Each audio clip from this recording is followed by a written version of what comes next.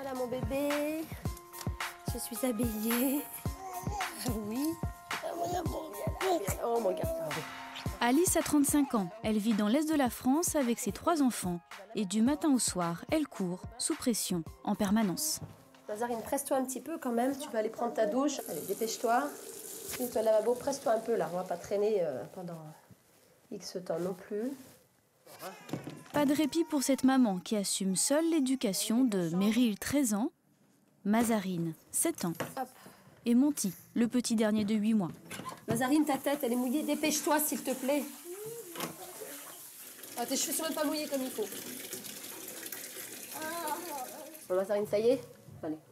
Depuis qu'elle s'est séparée de son mari il y a 1 an, Alice a la garde provisoire des enfants. À l'époque de la rupture, Monty n'était même pas encore né. Aujourd'hui, Alice porte tout le quotidien sur ses épaules.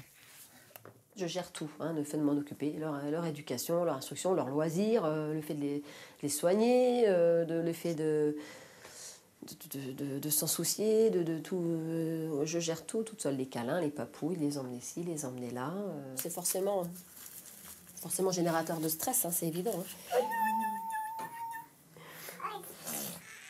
Élever seule ses enfants, la plus lourde des responsabilités qui met Alice en état de tension permanente. Mazarine, ta serviette de bain. Mazarine, viens ici tout de suite. Ta serviette de bain, elle n'a rien à faire là, s'il te plaît. À la moindre contrariété, la maman démarre au quart de tour. Même les pleurs du petit dernier sont une source quotidienne de stress. Oh non, pitié, pitié, pitié, pitié, pitié. Oh non. Et j'ai toujours peur que, il crie parce qu'il n'est pas content, il n'a aucune larme, il ne pleure pas. Donc, quelque part, oui, je suis lucide du fait que c'est plus le fait qu'il ne soit pas content. Mais au fond, quelque part, j'ai toujours peur qu'il soit malheureux, pas dans la bouche. Qu'il croit que je vais lui faire du mal. Et je me dis, il pense que je veux l'embêter, quoi. Et ouais, ça m'embête beaucoup, ça me stresse beaucoup. Entre le ménage, les courses et les devoirs des enfants, Alice n'a pas une minute à elle. La maman travaille en plus de nuit comme serveuse dans un bar. Un rythme infernal qui a eu raison de sa santé. Depuis 2 mois, Alice est en arrêt maladie. À peine 1 500 € par mois, ce sont désormais ses seuls revenus. Et avec ses 3 enfants, les fins de mois sont difficiles. Une angoisse de plus. On a des factures, super. Déjà que celle-ci, je vais la payer en retard, c'est sûr. Je paye le loyer d'un appartement en centre-ville avec 3 chambres. Les factures qui vont avec, c'est très haut de plafond. Donc pour chauffer, c'est pas un secret, ça coûte cher. Le gaz, en plus, ne cesse d'augmenter. Donc l'électricité, etc. Voilà quoi. À la fin du mois, pour être clair, il me reste rien. Ce qui me fait peur au quotidien là, à ce sujet-là, c'est qu'il arrive un jour quelque chose de grave et que j'ai à sortir de l'argent et que je ne puisse pas y faire face. C'est une épée de Damoclès au-dessus de la tête là. Ça, c'est très, très, très, très, très, très stressant. C'est même plus du stress là, c'est du. Ça, c'est terrible. Mazarine, tu viens avec ta sœur, tu vas commencer à mettre le couvert. Chez Alice, depuis quelques mois, le stress a même des effets sur sa santé. Au déjeuner, seules 2 assiettes sont mises sur la table pour les filles. Alice, elle, ne déjeune jamais. Je pense que le stress coupe la faim. Je pense. Que même à la limite, parfois, si je peux avoir un peu faim, si je pense à un truc, oh là là, ça y est, qui me cause un peu de soucis, c'est fini, ça m'a coupé l'appétit, c'est terminé. Non, le midi, jamais. Puis j'ai même pas le temps. Enfin, je fais 2-3 trucs en même temps, donc non, j'ai pas le temps. Au pire, si j'ai faim, je vais manger une barre de céréales ou quelques amandes. Voilà, ça fera l'affaire. Son manque d'appétit inquiète les enfants d'Alice. Moi, je dis que c'est dangereux. Qu'est-ce qui t'inquiète? Pourquoi t'as peur? C'est que maman a pu tomber malade. Voilà. Parce qu'elle mange pas? Ouais. Les petites inquiétudes de mes filles, là, ce qu'elles expriment, oui, ça me touche, c'est normal. Après, mais ça me touche encore plus dans le sens où une maman doit s'inquiéter pour ses enfants, c'est anormal. Après, le contraire, ça l'est déjà un peu moins, donc ça me culpabilise un petit peu, ça m'embête un petit peu. Et les effets du stress ne s'arrêtent pas là. Alice souffre également d'insomnie et de maux de tête quotidiens. C'est pénible. Donc j'ai des boîtes de paracétamol partout dans la maison.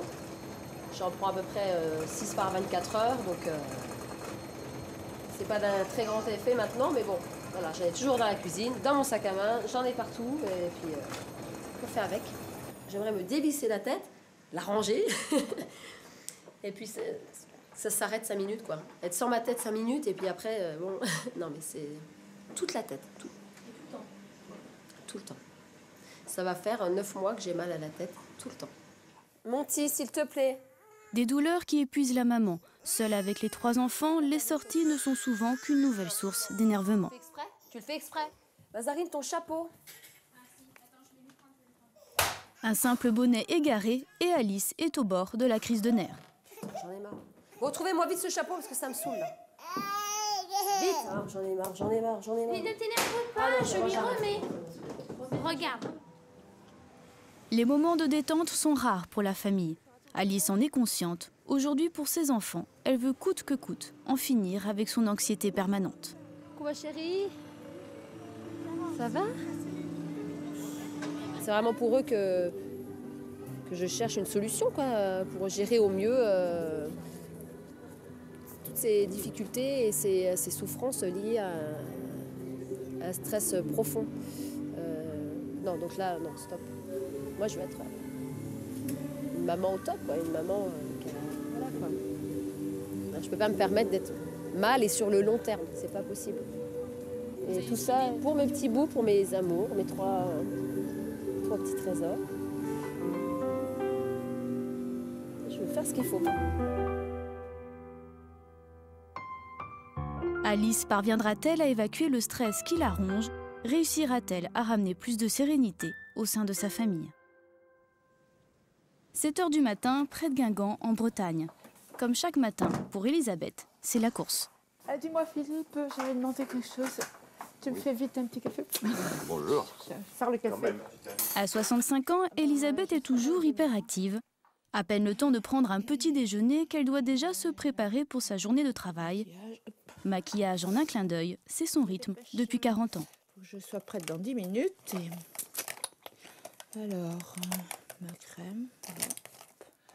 Mais je peux pas partir sans me sentir bien dans ma glace, moi. C'est comme ça qu'après je suis disponible pour les autres. Donc voilà, c'est important pour moi que ma frimousse me plaise.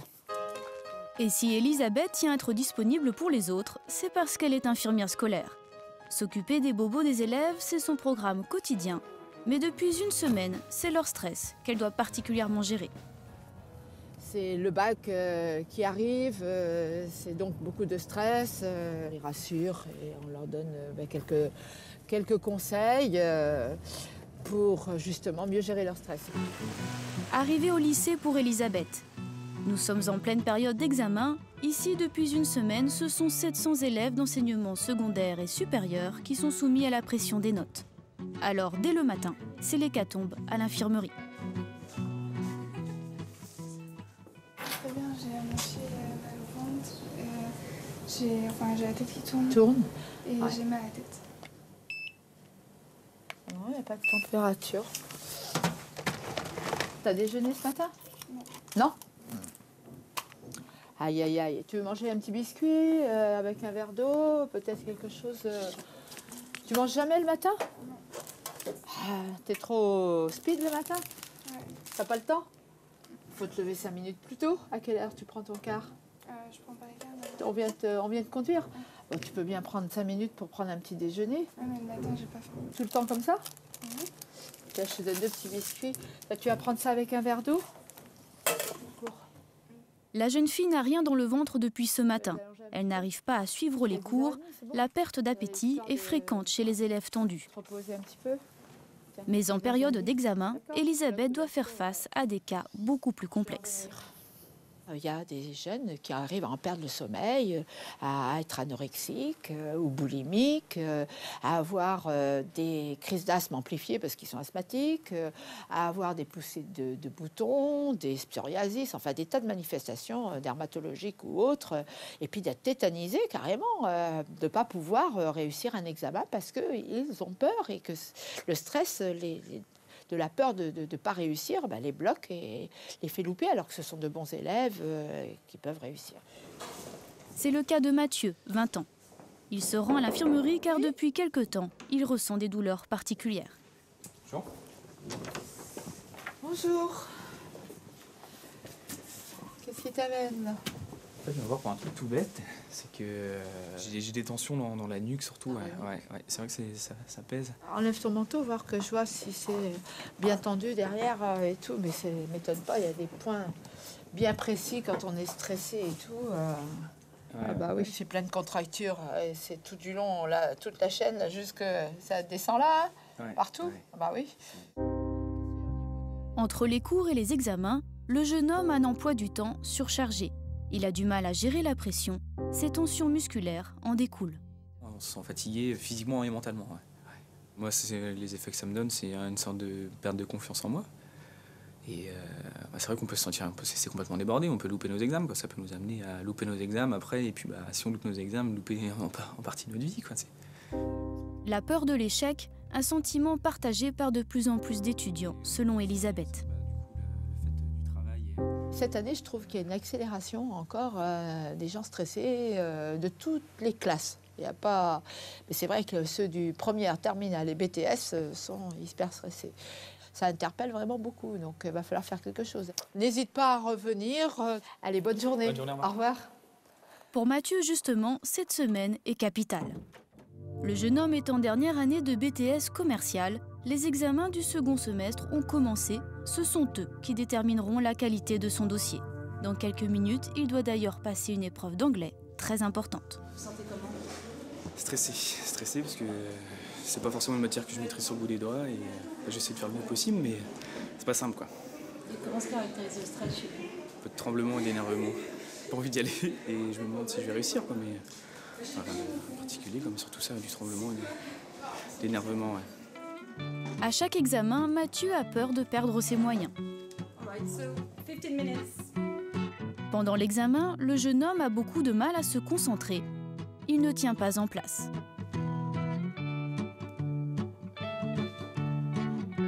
Et au bout d'une heure, Mathieu sort un peu déçu. Il y a 2-3 trucs, persuadé de les faire. Je sors la feuille, je les retrouverai tout de suite. Mais là, je les ai oubliés et puis bon, ça fait qu'il y a 2-3 trous, quoi. Ouais, c'est dommage parce que c'est des choses que je savais. Mais le stress m'a un peu bloqué, un peu crispé et du coup, c'est pas sorti. Les trous de mémoire sont une angoisse pour tous ces étudiants. Et pour Mathieu et ses amis, tous les jours, les conversations tournent autour des examens.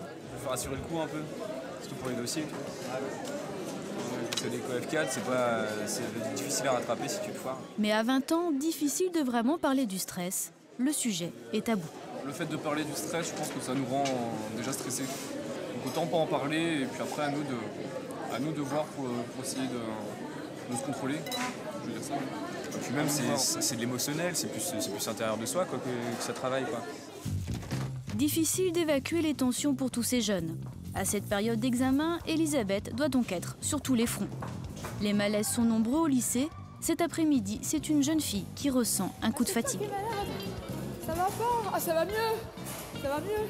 Qu'est-ce qui s'est passé? Je sais pas, je me sentais pas très bien tout à l'heure en fait. D'accord. Je sais pas, la tête qui tourne. Tu veux venir avec moi jusqu'à l'infirmerie? Hein? Est-ce que tu te sens capable de marcher? Oui, je pense ça va aller? Dans le cas de cette jeune fille, rien d'inquiétant. Mais pour Elisabeth, ce genre de malaise fait partie des signes qu'il faut savoir vite repérer. C'est vrai que les tensions deviennent très fortes et donc voilà, ça donne des malaises, de l'hypotension ou de l'hyper sur certains. Ça donne des petits problèmes comme ça. C'est mineur, mais bon, faut prendre en compte. Pour Elisabeth, il est donc urgent d'agir contre le stress de ses étudiants. Va-t-elle réussir à trouver rapidement des solutions ?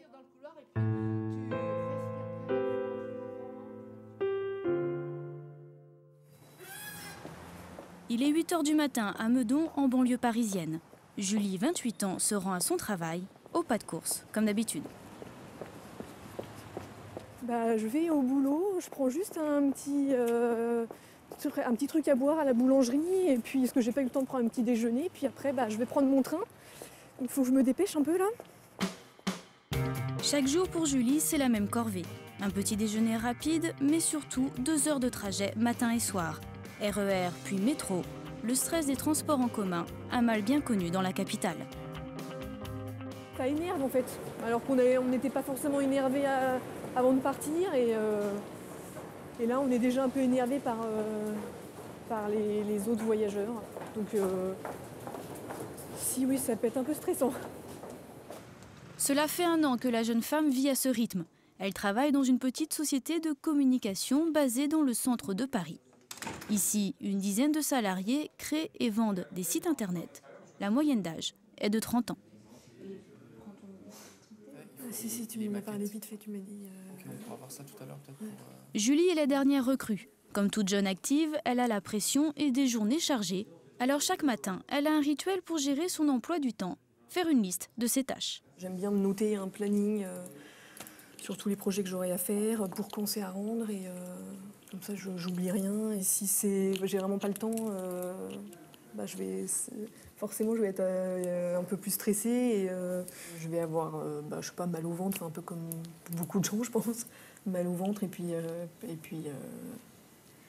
je sais pas, c'est dans la tête quoi. Donc c'est juste qu'on y pense tout le temps et on se dit on n'arrive pas trop à décompresser quoi.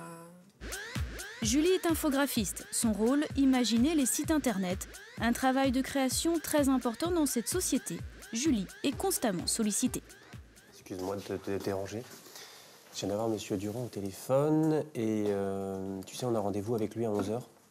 Et j'ai pas vu les maquettes encore pour cette réunion, donc je sais pas où tu en es. En fait, c'est ça. J'ai quasiment terminé. On les regarde avec Lionel et Cyril, et puis s'il y a des retours à faire, on te les fait avant 11h. D'accord. Parce que là, voilà, il faut y aller, quoi. D'accord. D'accord. Merci. Okay. Travailler dans l'urgence, une pression quotidienne. D'autant plus que la jeune femme est la seule embauchée à ce poste dans la société. Elle ne peut rien déléguer et tout le monde compte sur sa créativité. C'est un peu trop de travail parce que beaucoup de projets différents en même temps et à faire rapidement. Je vais voir si Julie a on va se faire un petit point avec Cyril. D'accord, oui, j'arrive. Franck est le dirigeant de cette société. Il compte beaucoup sur Julie et sur sa créativité pour gagner de nouveaux clients. Comme aujourd'hui, où il souhaite remporter un appel d'offres en proposant un site internet innovant. Tout repose sur l'imagination de la jeune femme et comme à chaque fois, les délais sont très courts. L'idée, c'est de ne pas faire ce qu'ils ont déjà, sinon on ne gagnera jamais l'appel d'offres. Donc de proposer quelque chose d'innovant sur la partie graphique. Mon impératif, c'est d'envoyer la réponse à l'appel d'offres vendredi. Voilà. Donc deadline, c'est vendredi soir, 16h. Donc je te le dis, je ne sais pas s'il y a d'autres choses en parallèle sur lesquelles on va déprioriser, mais ça c'est important, j'ai envie de le gagner. D'accord. Ok. Un nouveau défi pour Julie. Mais quand on est jeune dans le monde du travail, pas toujours facile de savoir gérer la pression. Moi, mes plus gros stress dans mon boulot, vu que c'est un métier de création, il faut avoir des idées. C'est souvent la peur d'avoir rien, d'avoir le trou noir et de ne pas y arriver, du coup, que ça ne plaise pas. Et qu'est-ce qu'on fait ? Il faut quand même faire quelque chose. Donc, ce serait ça, c'est ça, essentiellement. Julie fait partie des personnes qui, effectivement, ont peut-être plus de stress que la moyenne. Et puis Julie est très chargée. Certaines personnes ont plus de difficultés pour gérer le stress. Il y a des gens qui encaissent bien et d'autres qui ont plus de mal. Franck a conscience de la pression de ses employés.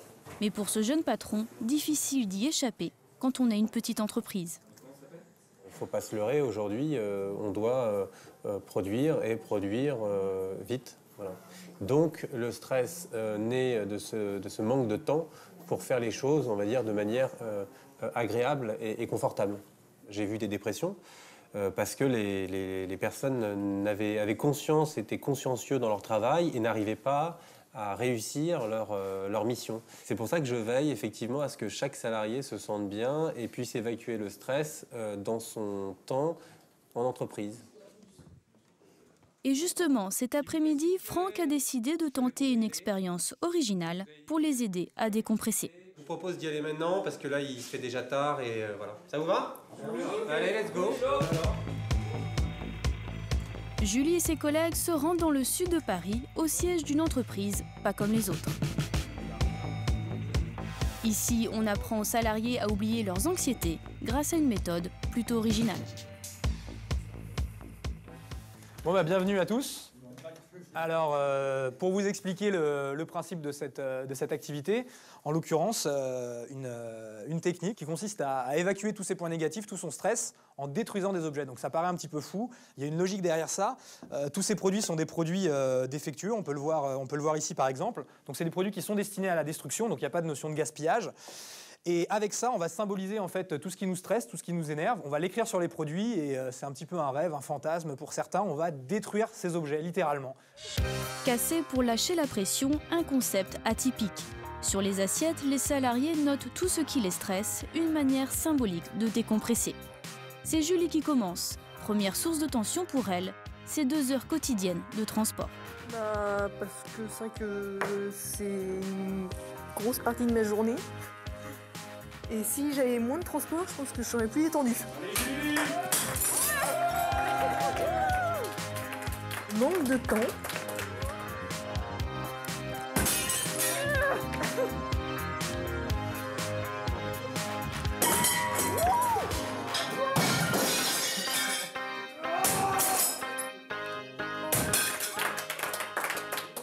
Qu'est-ce que ça vous fait?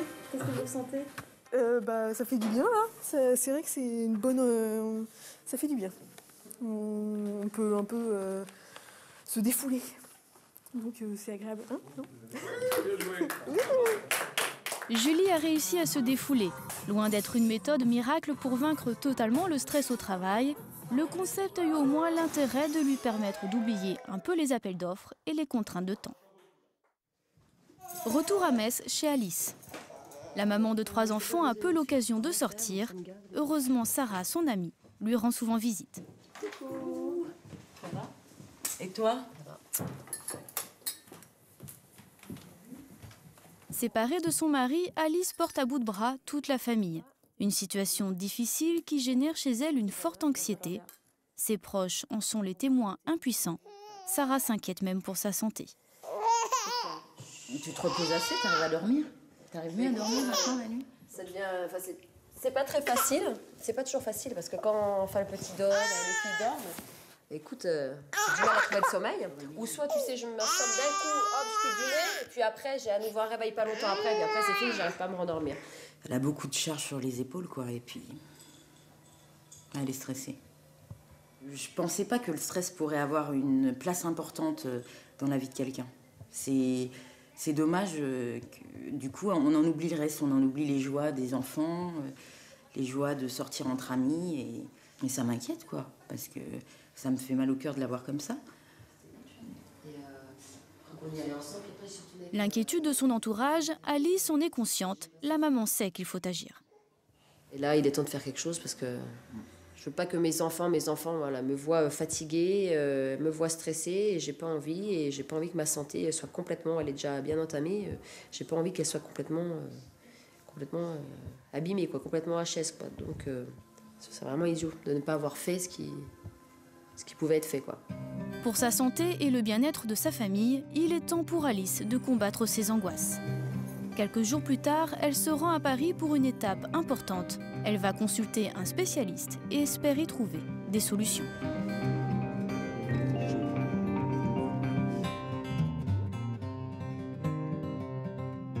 Aujourd'hui, j'attends vraiment des réponses sur certaines choses, comme par exemple pouvoir gérer vraiment beaucoup mieux des angoisses profondes. Et surtout, au plan physique, ne plus subir les effets secondaires de l'anxiété, quoi, de l'anxiété forte, quoi. Ne plus connaître ces mots tous les jours, tout le temps, quoi, continuellement. À Paris, Alice a rendez-vous dans un centre de gestion du stress. Pour cette maman qui s'est laissée trop longtemps envahir par son anxiété, c'est un pas considérable qui va peut-être changer sa vie.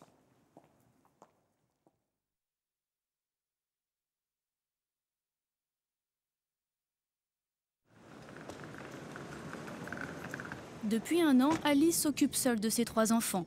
Pour lutter contre son anxiété, la maman a décidé d'agir.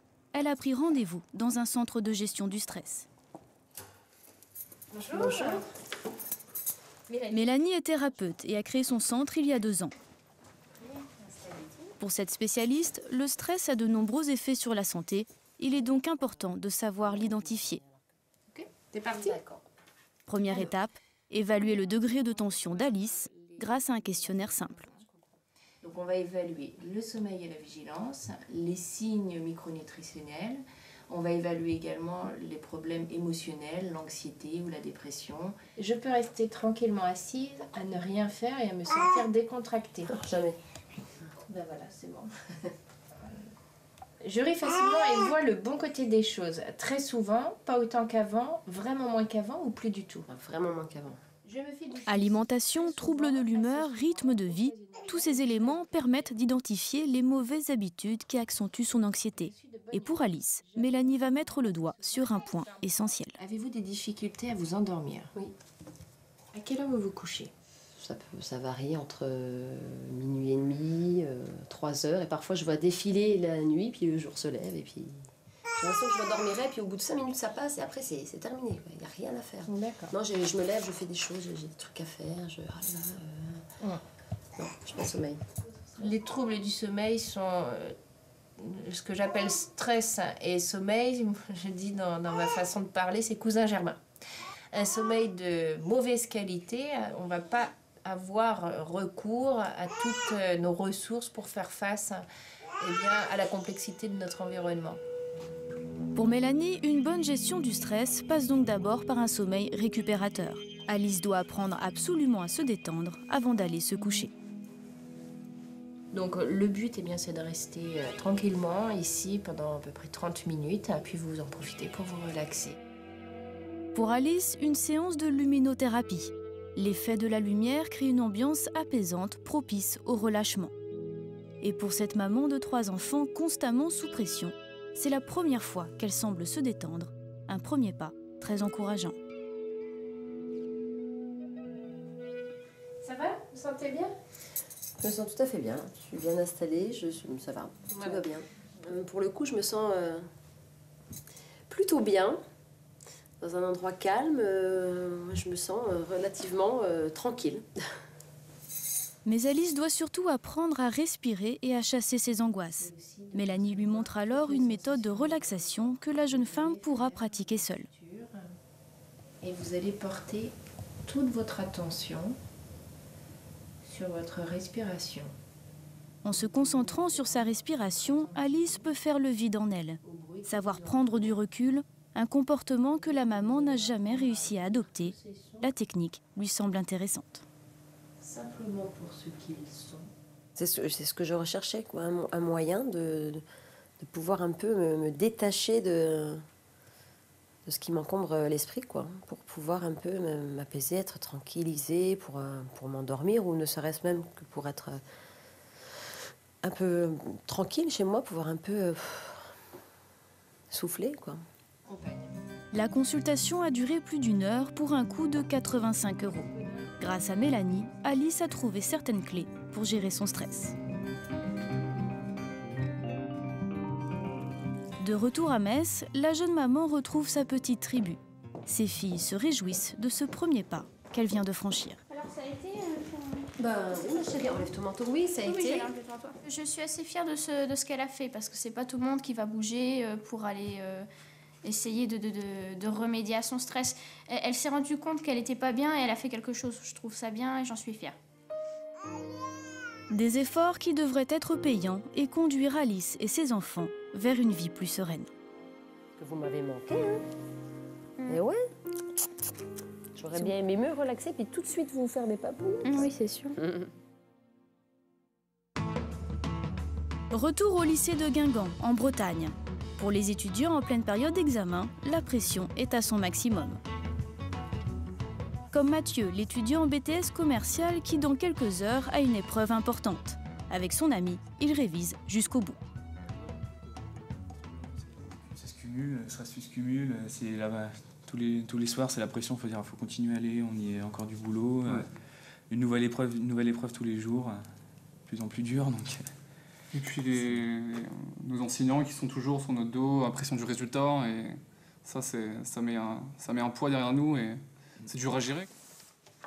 Les élèves comme Mathieu sont de plus en plus nombreux. Et Elisabeth, l'infirmière scolaire, l'a bien compris.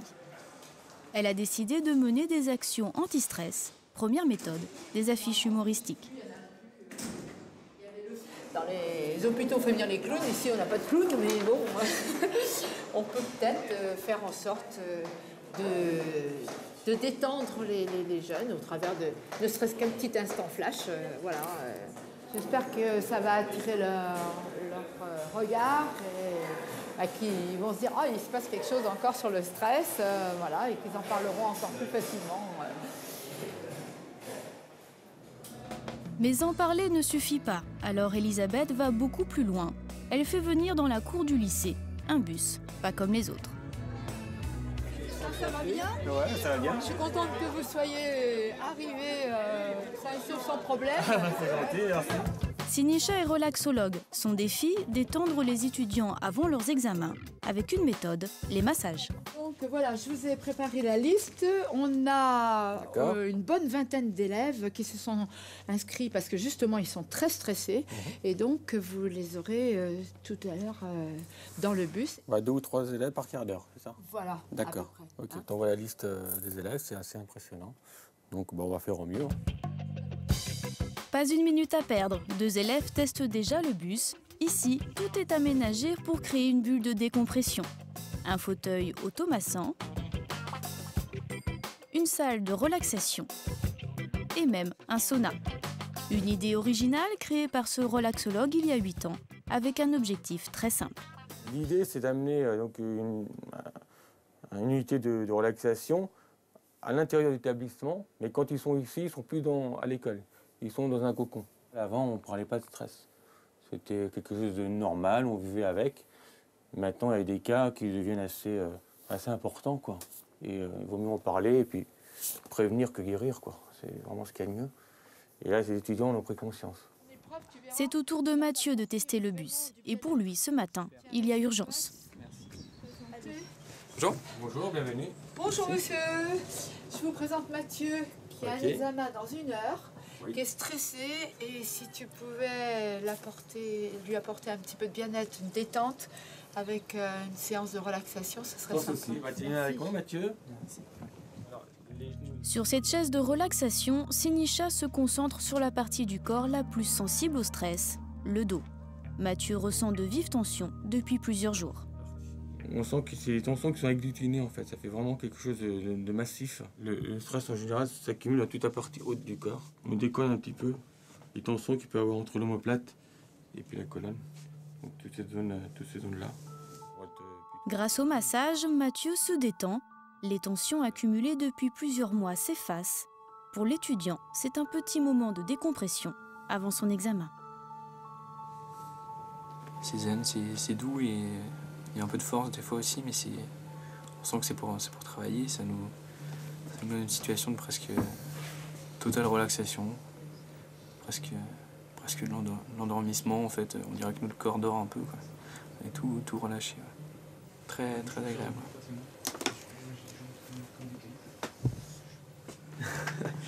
Ah, c'est super. Ouais. L'impression de se réveiller le matin. c'est super agréable. Là, je pense que ça peut être un plus, ouais, le fait. Moi, là, on l'aborde. Moi, je me sens un peu vidé. J'espère que ça ne m'est pas vidé la tête, mais ça va dire qu'il m'a vidé les tensions du corps. C'est appréciable.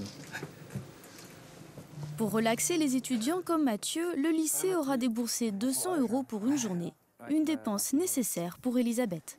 Les élèves ont besoin d'apprendre, d'acquérir des techniques de relaxation pour faire face à leurs multiples stress. C'est vrai que ça devrait être dans le cursus des étudiants, des élèves, voilà, depuis la maternelle.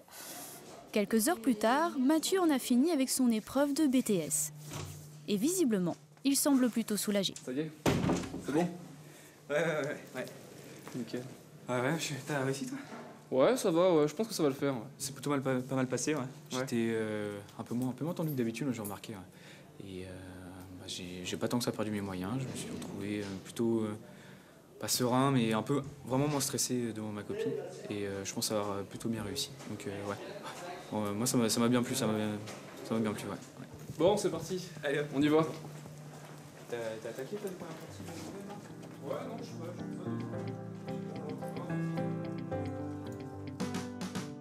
En Bretagne, Mathieu passera son diplôme dans quelques mois. Il s'est promis de poursuivre les séances de relaxation le jeune homme a pris conscience de son stress et espère pouvoir le gérer sur le marché du travail. Elisabeth, l'infirmière, s'est déjà mise en quête d'autres actions d'ici le mois de juin.